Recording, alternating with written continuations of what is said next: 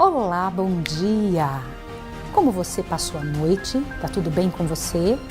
Tem confiado nesse Deus que nunca esquece seus filhos? Que tem ajustado a vida de milhares de pessoas e poderia tê-lo feito a todo ser humano que já nasceu nessa terra? Pense, para o nosso Deus não existem surpresas. Ele é quem está trabalhando em todos os momentos da história. Ontem nós vimos a história dos valdenses. Hoje, no entanto, vamos trabalhar com mais dois grandes heróis da Idade Média. Eu vou orar com você agora para que então possamos continuar o nosso estudo. Vou orar com você. Santo Deus e amado Pai, bendito para sempre seja o teu nome, pela alegria que temos de ter a palavra, a Bíblia Sagrada, Senhor. Obrigada porque o Senhor deixou estas verdades para nós e elas nunca morreram. Abençoa-nos agora ao estudá-la, em nome de Jesus. Amém. Pela graça e poder de Deus, o seu programa A Tocha está começando.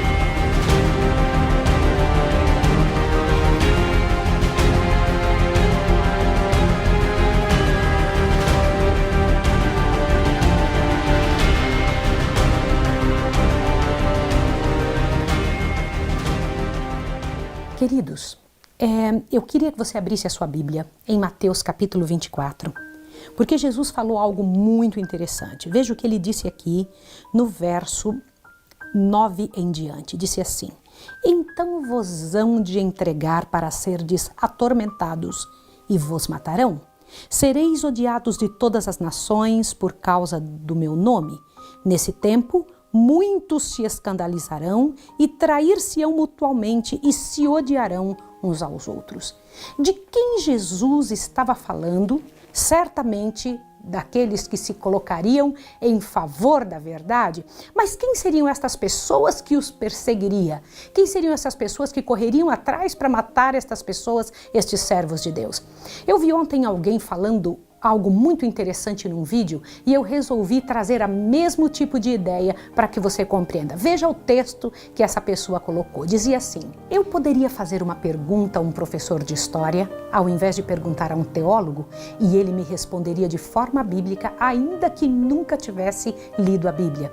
Se eu perguntar a um professor de história hoje, que sistema religioso você conhece na história que perseguiu homens e mulheres por causa de sua opção religiosa, que impediu pessoas de terem acesso à Bíblia, torturou e prendeu seres humanos que simplesmente discordavam de seus dogmas?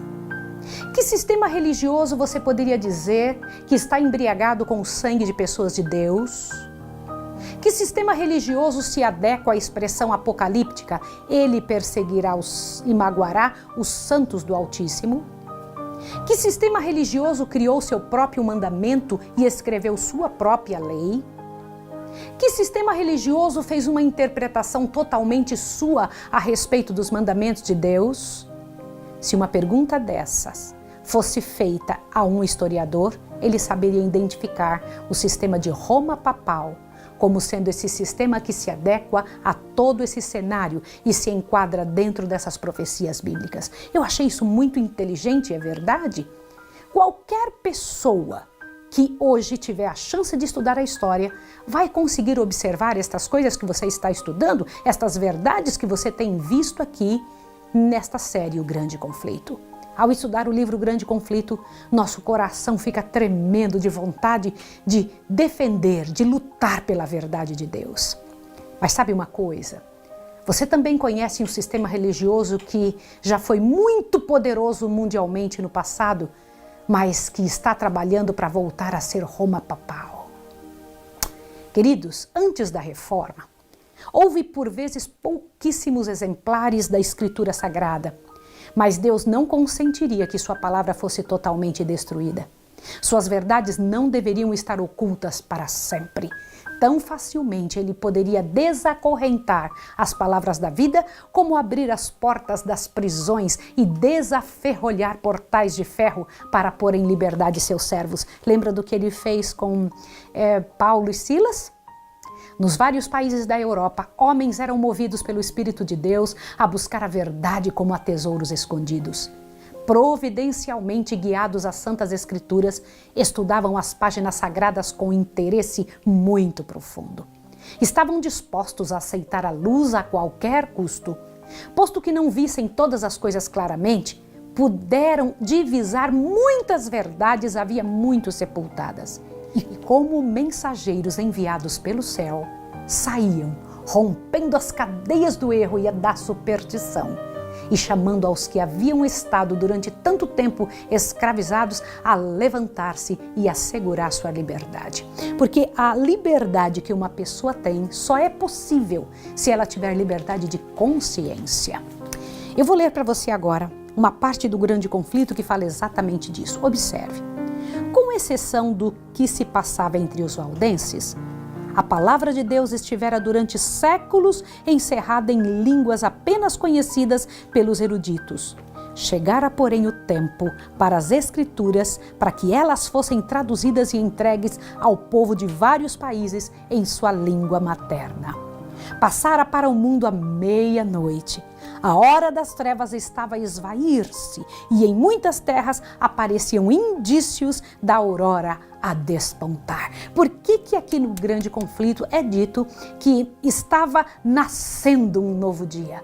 Porque a palavra de Deus traz esse tipo de claridade. No século XIV, surgiu na Inglaterra um homem que devia ser considerado a estrela da manhã da Reforma. Eu estou falando de João Wycliffe. Foi o arauto da Reforma, não somente para a Inglaterra, mas também por toda a cristandade.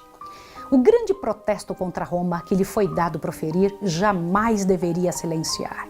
Aquele protesto abriu a luta do que deveria resultar a emancipação de indivíduos, igrejas e nações. Wycliffe recebeu educação liberal e foi altamente educado. Sua dedicação aos estudos e capacidade de falar e de se expressar, bem como seu altíssimo senso de justiça, preparavam o caminho para ser um defensor das verdades que o papado enterravam. Wycliffe era muito especial. Pela maneira como foi criado em sua casa, pela dedicação, ele não somente sabia manejar as páginas da Bíblia, mas também havia adquirido disciplina intelectual das escolas e compreendia a tática dos teólogos escolásticos. Todos tinham orgulho dele e tinham esperança de que ele pudesse ser a voz que se levantaria para denunciar as heresias do sistema religioso romano. No colégio, começou a estudar a Bíblia avidamente e sabia que aquele tesouro não estava à disposição do povo comum, sendo que somente alguns eruditos tinham acesso à Bíblia. O caminho para a palavra de Deus estava fechado aos incultos, mas logo seria aberto ao mundo para declarar a livre graça contida nas Escrituras. A dedicação que Wycliffe teve não era comum. Lá na sua escola onde ele tinha, preparou a mente para ser assíduo com o estudo da palavra do Senhor e ele encontrou na Bíblia o que estava procurando há anos, o plano da salvação, Cristo apresentado como o único advogado do homem. Decidiu proclamar essas verdades que estava encontrando. Eu preciso ler mais um pedacinho do grande conflito para que você possa ver que coisa linda o que a gente tem para dizer para você, para que você possa compreender esse momento da história da Terra. Semelhantemente aos reformadores posteriores, Wycliffe não previu ao iniciar sua obra até onde ela o levaria. Não se opôs deliberadamente a Roma. A dedicação à verdade, porém, não poderia senão levá-lo ao conflito com a falsidade. Quanto mais claramente discernia os erros do papado, mais fervorosamente apresentava os ensinos das Escrituras Sagradas. Via que Roma abandonara a palavra de Deus pela tradição humana e destemidamente acusava o sacerdócio de haver banido as Escrituras e exigia que a Bíblia fosse devolvida ao povo e de novo estabelecida sua autoridade na igreja. Que coragem, não é? Wycliffe era ensinador hábil e ardoroso, eloquente pregador, e sua vida diária era uma demonstração das verdades que pregava. O conhecimento das Escrituras, a força de seu raciocínio, a pureza de sua vida e a sua coragem e integridade inflexíveis conquistaram-lhe geral estima e muita confiança. As pessoas estavam muito descontentes com a fé anterior e quando Wycliffe começou a pregar as heresias de Roma, encheram-se de ânimo, de fé e se animaram a continuar e ajudá-lo. Perspicaz, eloquente, dedicado, assumiu ousada atitude contra os pagamentos do tributo altíssimo que o rei tinha que pagar ao clero e mostrou que a palavra de Deus não exigia isso. Os dirigentes do país perceberam que havia uma voz para defendê-los e, unindo-se em negar atender às exigências da Igreja Romana, assim foi dado um golpe eficaz contra a supremacia papal na Inglaterra. Outro mal imenso foi a Ordem dos Frades Mendicantes. O que era isso? Era uma ordem que ensinava e fazia com que as pessoas parassem de trabalhar para viver somente do que a população desse a estes frades. Estes frades encheram a Europa com a desculpa de que deveriam ser sustentados pelo povo e pela coroa. E outros lhe seguiram o exemplo. Com a pretensa ideia de santidade, eles abusavam da fé das pessoas, roubando delas o sustento próprio, usando a prerrogativa de que a igreja no tempo de Cristo era sustentada dessa forma. E muitos jovens seguiam este exemplo tenebroso de preguiça, de ócio, com a capa de serem santificados. Monstruosa desumanidade se seguiu para com os pais destes jovens, que eram desobedecidos para obedecerem à igreja em favor desta falsa representação dos monges, ao parecerem que seus filhos se uniam a eles. Eu vou explicar melhor isso para você. É que, na verdade, esses frades faziam parecer ao mundo que se o filho daquela determinada família se unisse a eles, não deveria mais dar nenhum tipo de atenção aos seus pais e nem mesmo ouvir-lhe qualquer tipo de orientação. Preste atenção nisso. Por medo da influência desses monges, que enxameavam as universidades, os pais passaram a não mandar os filhos a estudar e a ignorância correu livre em toda a Inglaterra. Agora observe mais um pedaço do grande conflito. O Papa conferia a estes monges a faculdade de ouvir confissões e conceder perdão. Essa é uma parte importantíssima para você poder compreender. Isso se tornou fonte de grandes males, inclinados a aumentar seus lucros. Por que lucros? Esses frades cobravam para conceder perdão. É isso mesmo que você está ouvindo. Então, o perdão, qualquer trabalho feito pela igreja, era pago. Então a pessoa tinha que lutar para conseguir um dinheiro para comprar aquilo que em Deus era totalmente gratuito. Deixa eu continuar falando, olhe bem.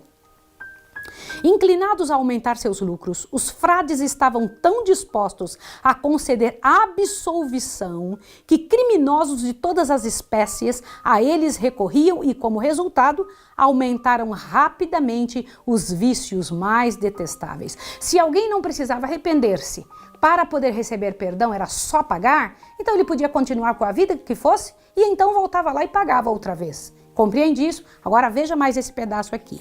Os doentes e os pobres eram deixados a sofrer, enquanto os donativos, que lhes deveriam suavizar as necessidades, iam para os monges, que com ameaças exigiam esmolas do povo, denunciando a impiedade dos que retivessem os donativos de suas ordens.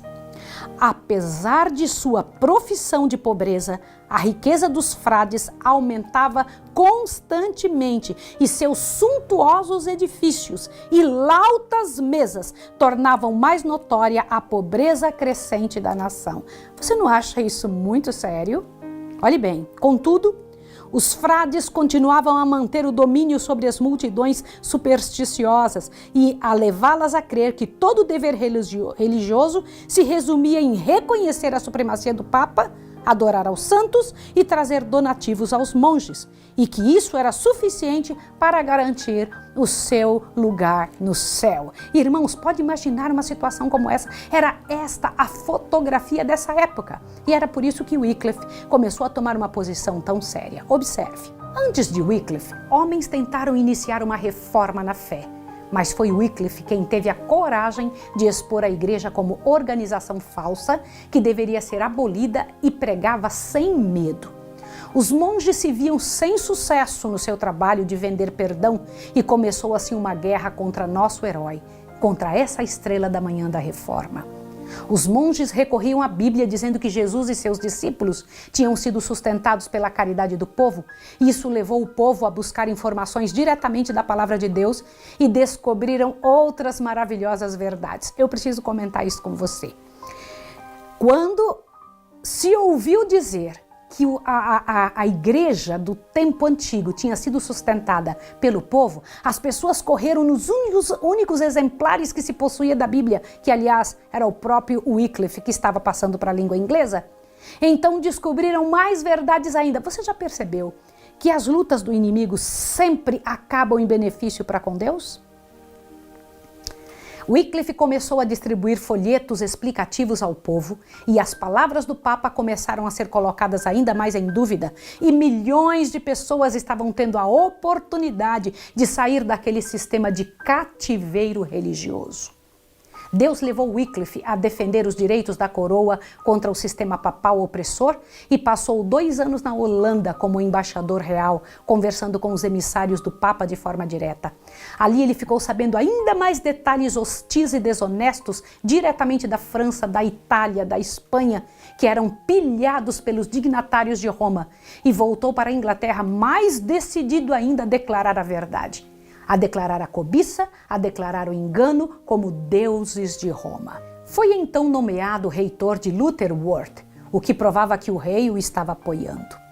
Logo os trovões papais se desencadearam contra ele. 3 bulas papais foram expedidas para o rei, para a universidade e para os prelados para fazerem silenciar Wycliffe. Alguns bispos insistiram com Wycliffe para comparecer perante eles em julgamento, e Wycliffe foi. Mas o povo adentrou e avolumou-se tremendamente ao redor do local do julgamento, que intimidou os juízes, e o processo foi temporariamente suspenso. Nessa ocasião, Wycliffe foi junto com 2 príncipes muito impressionantes da época. Esses eram pessoas que tinham muito valor diante da coroa, e isso intimidou também o Papa, não é? Com o falecimento de Eduardo III, o protetor de Wycliffe subiu ao trono, mas a ordem era prisão imediata do herege reformador. Olha só, agora eu vou ler mais um pedacinho para você. Mesmo com toda a força e toda a luta que havia a favor de Wycliffe, mesmo com gente poderosa no poder da época, ainda assim, Wycliffe foi condenado. Observe o que vai acontecer agora. Essas medidas indicavam de maneira direta a fogueira. Parecia certo que Wycliffe logo deveria cair vítima da vingança de Roma. Mas aquele que declarou outrora a alguém: "Não temas, eu sou teu escudo", de novo estendeu a mão para proteger o seu servo. A morte veio não para o reformador, agora te assuste, mas para o pontífice que lhe decretara a destruição. Olha isso aqui. Gregório XI morreu e dispensaram-se os eclesiásticos que se haviam reunido para o processo de Wycliffe. Como é que é interessante isso? O Senhor Deus toma na mão, e aliás, a história está na mão de Deus. Quando nós entregamos ao Senhor as situações que estamos passando, Ele toma na mão e vai em nosso favor. Deus estava vindo com a providência. Com a morte de Gregório, 2 papas foram eleitos, presta atenção nisso, e ambos faziam guerra entre si. Lutavam para ganhar a mente do povo um contra o outro, prometendo recompensas e lugar no céu para quem apoiasse. Isso foi enfraquecendo o papado e Wycliffe teve algum sossego por um determinado tempo. o que lhe deu chance de trabalhar mais ainda para conduzir a mente do povo a Jesus, o príncipe da paz. Cada passo ia abrindo os olhos do povo e mais folhetos foram produzidos explicando os cismas dos dois papas inimigos. Pregava o evangelho aos pobres abertamente e, para lhe ajudar, organizou um grupo de pregadores que iam a todos os lugares, praças, vilarejos, e a Inglaterra toda foi desvendada das unhas papais. Eu vou ler mais um pedaço do Grande Conflito para você ver o que aconteceu então. Observe. Como professor de teologia em Oxford, Wycliffe pregou a palavra de Deus nos salões da universidade. Tão fielmente apresentava ele a verdade aos estudantes, sob sua instrução, que recebeu o título de doutor do Evangelho. Só que eu gostaria que você observasse agora este local onde nós estivemos lá em Oxford. Estivemos na mesma universidade em que Wycliffe dava estas aulas. Olá, queridos! Nós estamos aqui numa das universidades mais antigas de Oxford, aqui na Inglaterra. E por estas portas antigas, mas nestes prédios, que hoje passam tantas pessoas, e eu também estou aqui trazendo você hoje, passou ninguém mais, ninguém menos do que John Wycliffe. Wycliffe deu aula neste local, nesta faculdade. E daqui se desenrolou toda essa história tremenda que estamos contando.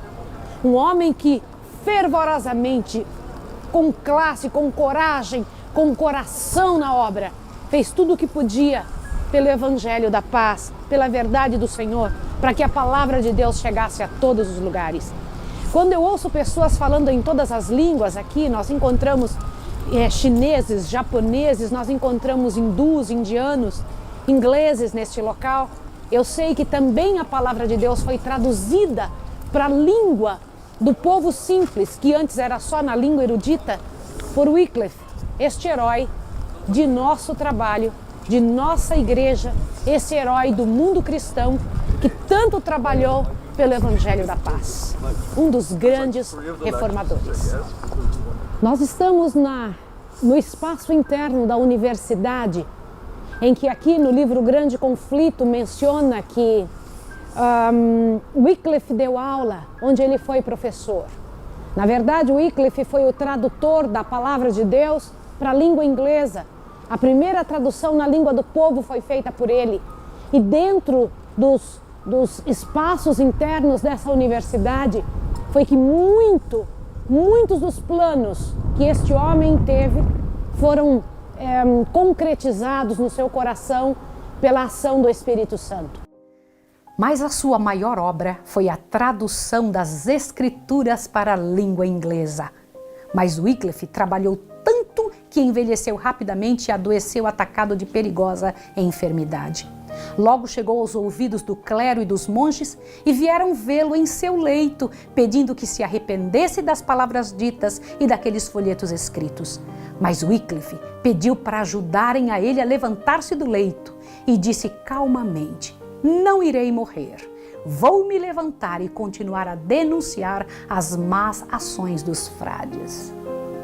Cumpriu-se suas palavras e ele ficou são o suficiente para colocar nas mãos do povo a maior arma contra o erro. Qual é a maior arma contra o erro? As Sagradas Escrituras, que nunca deveriam sair da mão do povo de Deus. Com esse feito, Wycliffe fez mais que qualquer outro poder para libertar o povo e torná-lo capaz, quebrando os grilhões da ignorância e da religião errada. Não havia imprensa ainda, e com árduo trabalho se conseguia um exemplar, mas diversas pessoas se empenhavam para ajudar a copiar uma e outra Bíblia, e as famílias se uniam para conseguir comprar partes dela ou a sua totalidade. Assim, a Bíblia de Wycliffe chegou a toda a Inglaterra. A Igreja de Roma estava desolada, pois não havia lei na Inglaterra proibindo a Bíblia.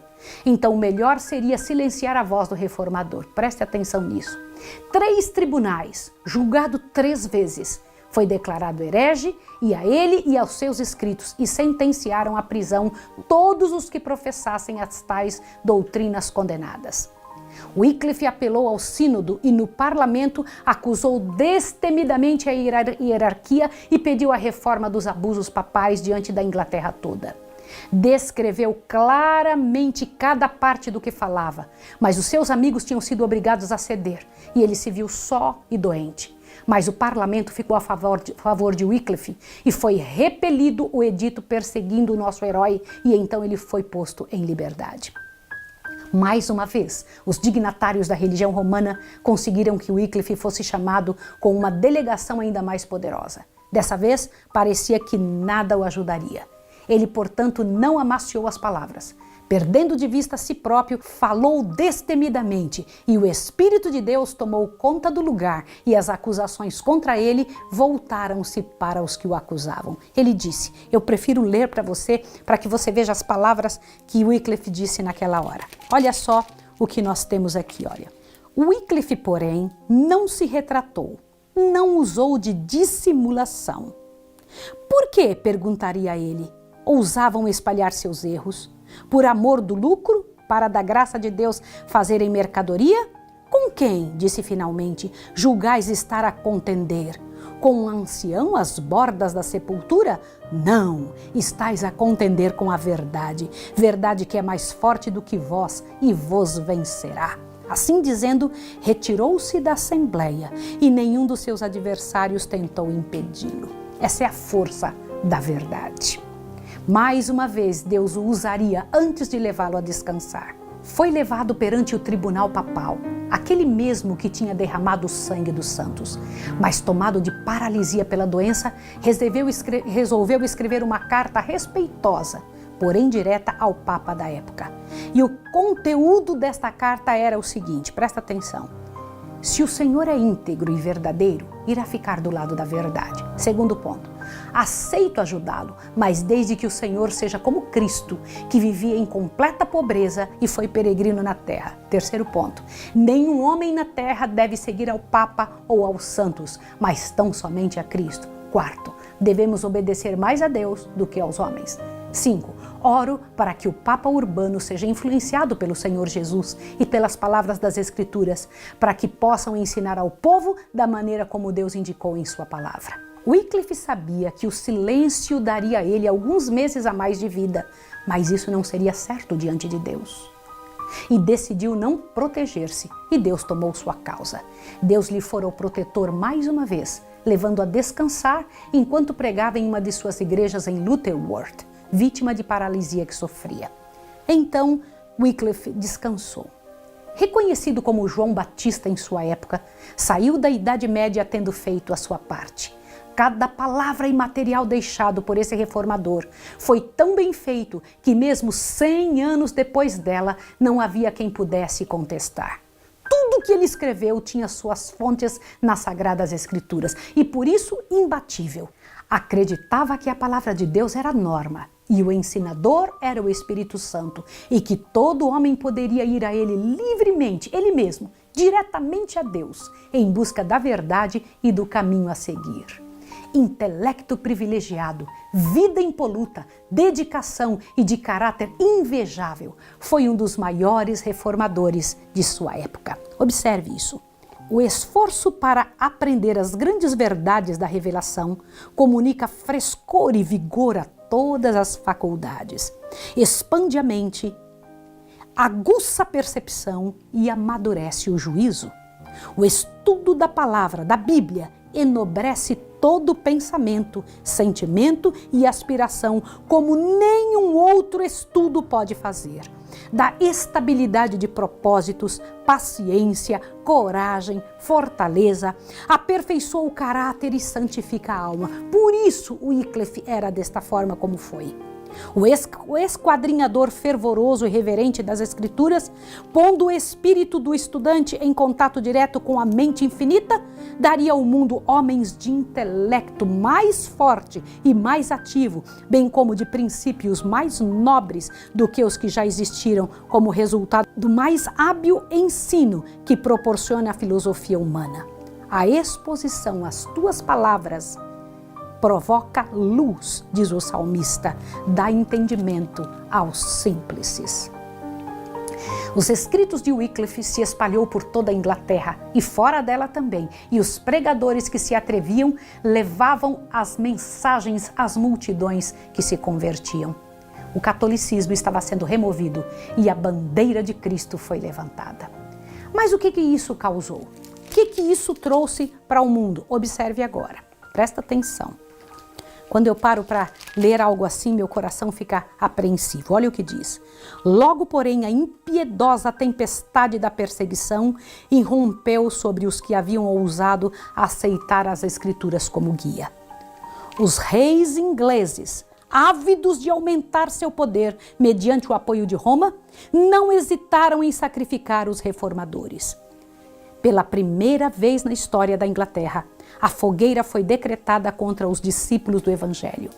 Martírios sucederam a martírios. Os defensores da verdade, proscritos e torturados, podiam tão somente elevar seus clamores aos ouvidos do Senhor dos Exércitos. Perseguidos como inimigos da igreja e traidores do reino, continuaram a pregar em lugares secretos, encontrando abrigo o melhor que podiam nos humildes lares dos pobres e muitas vezes refugiando-se mesmo em brenhas e cavernas. Apesar da fúria da perseguição, muitos deram a vida e aprenderam a amar a palavra de Deus como regra de fé e prática.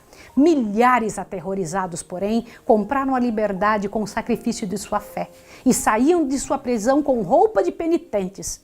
Embora muitos, mesmo entre os grandes homens da época, destemidamente se avolumaram a defender a fé cristã no método de Cristo. Os romanistas não conseguiram matar Wycliffe, mas mandaram exumar seus ossos. Presta atenção nessa parte importantíssima. Mandaram exumar seus ossos e os queimaram em praça pública, e as cinzas foram lançadas no riacho ao lado. Suas cinzas foram do riacho para o rio Avon, do Avon para Severn, de Severn para os pequenos mares e destes para o oceano. Assim, a doutrina de Wycliffe foi espalhada pelo mundo. Pouco imaginavam seus inimigos o significado de seu ato. E foi através dos escritos de Wycliffe que Hus, lá na Boêmia, foi levado a renunciar muitos erros do catolicismo e entrar na obra da reforma. Dois países tão largamente separados, porém unidos pela semente da verdade. As pessoas que foram dirigidas para a palavra de Deus e estavam se preparando o caminho para a grande reforma que viria. Você vê como o Senhor Deus, em sua grande misericórdia, conseguiu fazer permanecer a palavra da vida, não só diante do povo, mas também diante do clero, porque eles tiveram a oportunidade de poder estudar, de saber que estavam errados. Isso tem me feito pensar muito. No próximo episódio, nós vamos ter a chance de saber a respeito do que aconteceu dali em diante. Veremos a vida de dois grandes heróis que fazem parte da nossa história. Eu vou orar com você. Querido Deus e amado Pai, abençoe essa pessoa, porque nós sabemos que os fogos, aqueles da ira, Pai de amor, contra a Tua palavra, serão levantados novamente. Pessoas serão perseguidas e que nós possamos estar, Pai de amor, não só avisados, mas determinados a defender a Tua verdade. Em nome de Jesus. Amém. Vejo você no próximo episódio. Um abraço.